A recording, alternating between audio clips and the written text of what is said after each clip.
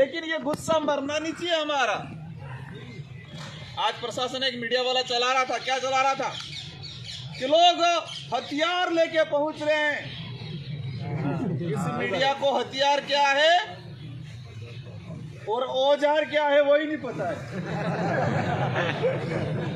बावड़े हो रखे। इस मीडिया को हथियार क्या है और आदिवासी समाज के परंपरागत औजार क्या है वो नहीं पता है। मेरे गाड़ी में परमानेंट गोपन रहती है। हमारे संस्कृति से जुड़ा हुआ है तीर कमान और गोपन। सिंधी समाज का रहता है ना, वो क्या बोलते हैं, कटार। सिख समाज का कटार। इससे पहले आदिवासी समाज है और आदिवासी समाज का ये पारंपरिक हथियार नहीं है, ये एक औजार है, एक परंपरा है हमारी। और इसको ये हथियार बता रहे। खतरनाक मीडिया है। आज सुबह मैंने सिरोही के ये भास्कर का पढ़ा, 41 करोड़ रुपया नुकसान हो गया।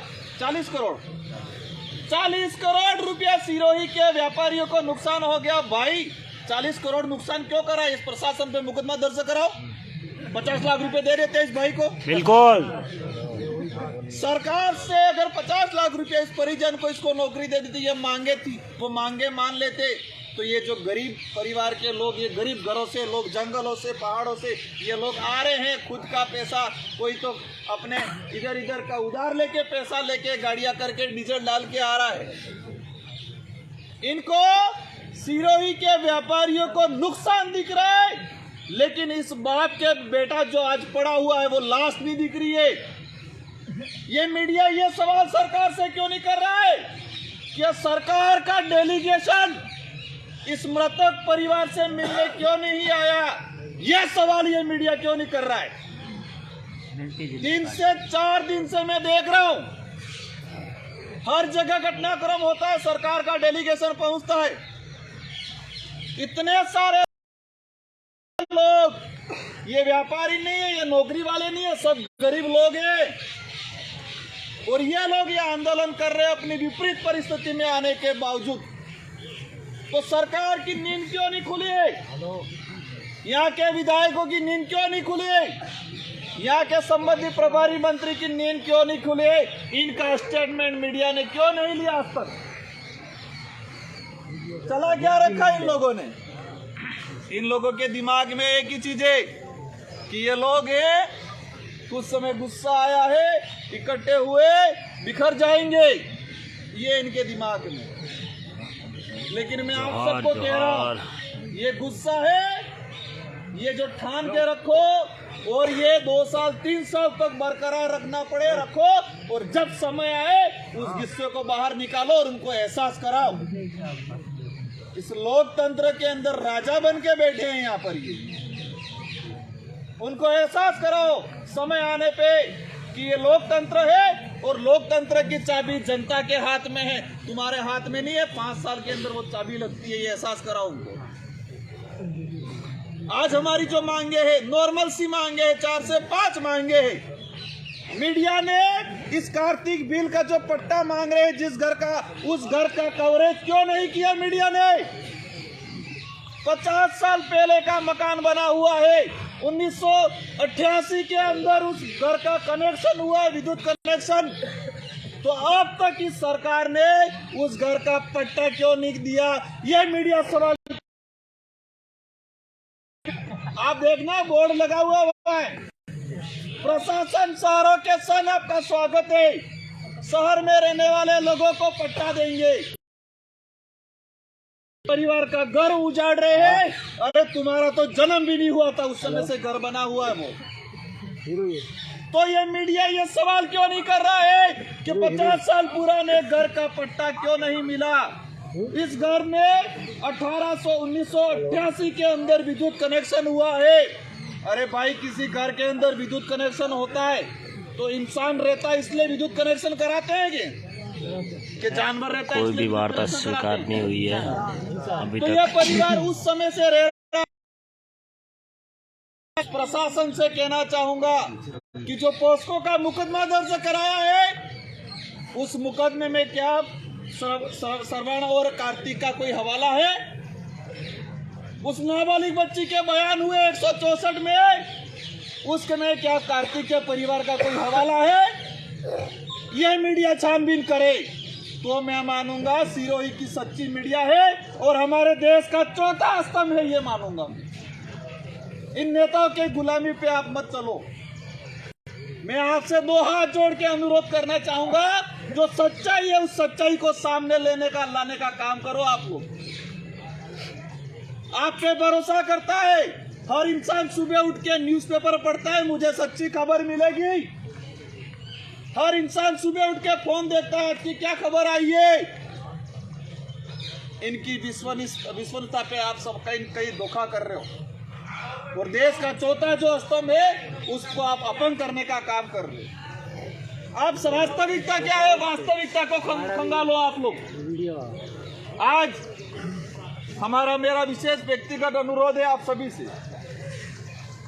भले घर चले जाना, भले यहाँ पर 10 जने बैठेंगे, भले 1 जना बैठेगा, लेकिन यह आंदोलन चलता रहेगा। फिर हमारी कमेटी बना रखी है, क्योंकि मैं डूंगरपुर सिरोही से 84 से आता हूँ, हमारे सागवाड़ा विधायक जी हम दोनों आते हैं। हम पे हमारा क्षेत्र का, पूरे जिले का, हर क्षेत्र का भार है। हम इतना दूर से आते हैं, लेकिन मैं आप सबको राय देता हूं कि एक कमेटी बनाई है, वो कमेटी डिसाइड करे कि ये आंदोलन को किस रूप देना है, कैसे देना है। और इसमें मेरा भी मैं सुझाव रखूंगा। और आसपास सिरोही के जो भाई आए हैं, जालोर के भाई आए हैं, आसपास के जिलों के जो भाई आए हैं, इस मारवाड़ के अंदर, इस क्षेत्र के अंदर जो बीमारी घुसी हुई है कि जाति को देख के पुलिस का लट उठता है, जाति को देख के तहसीलदार का कागज हिलता है, जाति को देख के सरकार का स्टेटमेंट आता है। ऐसी सरकार, ऐसे तहसीलदार, ऐसे पुलिस वालों को आने वाले समय में ठिकाना लगा रहे हैं। और वो आपके हाथ में है, वो ताकत आपके पास है, लेकिन इस ताकत को आप लोग भूल गए हो। सुनने में आया था निर्दलीय चुनाव जीता के बिजाया ST SC के लोगों ने, और आज आपको ही मार रहे हैं। उनको ये भी पता है ये कुछ समय बाद वापस भूल जाएंगे। अगर वास्तविक कार्तिक बिल का न्याय चाहिए तो ऐसे लोगों को ध्यान में रखो, समय आने पर इनका इलाज करना है। इस पूरे 3-4 जिलों के अंदर जो भी साथी आए हैं, आप सभी से कहना चाहूंगा मैं कि आपको मजबूत रहना है, ऐसे लोगों को पहचानना है। और हर गांव के अंदर ये आजाद भारत है, गुलाम भारत नहीं है। इस देश को चलाने के लिए संविधान बना हुआ है, राजा वाला राज नहीं रहा है, तो राजा समझने वाले लोगों को ठिकाना लगा। हमारी कमेटी बनी हुई है, वो कमेटी डिसाइड करेगी कैसे, किस प्रकार आंदोलन ले जाना है। आप सबको समय समय पे सूचना मिलेगी। आज बहुत सारे हमारे डूंगरपुर के बहुत सारी गाड़ियां, उधर की बहुत सारी गाड़ियां वापस रवाना की पुलिस ने। वो लोग खुद की जेब से, किसी नेता के पैसे से नहीं आए, कोई व्यापारी, बड़े उद्योगपति के पैसे से नहीं आए। वो भी मीडिया को दिखना चाहिए, जो गरीब व्यक्ति अपनी जेब से पैसा निकाल के डीजल डाल के यहाँ पर आ रहा था और पुलिस ने वापस भेजा। मीडिया को यहाँ सिरोही के व्यापारी को 40 करोड़ का नुकसान दिख रहा है, लेकिन उस गरीब का जो 100 रुपया बर्बाद हुआ वो भी दिखना चाहिए।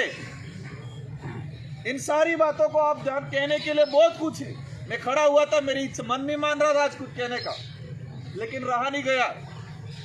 कमेटी बनी हुई है, वो कमेटी डिसाइड करेगी आंदोलन किस रूप में ले जाना है, कैसे है, कार्तिक भाई के परिवार को न्याय क्या दिलाना है। और आज से अपन सब परिवार को हम सहयोग कर रहे हैं, आर्थिक सभी लोग कर रहे हैं। पैसों की दिक्कत नहीं है, पैसा मिलेगा, इस परिवार को हम दिलाएंगे। लेकिन इस सरकार और इस प्रशासन को कहना चाहेंगे कि राजस्थान के अंदर दूसरे आदमी को आप न्याय देते हो, दूसरा जो मर्डर होता है वहाँ पैसा देते हो, तो इस भाई को पैसा देने में क्या दिक्कत आ रही? नहीं देगा तो भी कोई दिक्कत नहीं है, लेकिन इन लोगों को आपको ध्यान में रखना है और आने वाले समय में ऐसे लोगों को सबक सिखाना है। इन्हीं शब्दों के साथ आप सभी से विनम्र अनुरोध है कि कहीं भी जाना है, कहीं भी आना है, शांतिपूर्वक तरीके से आना है, कहीं से भी उलझना नहीं है।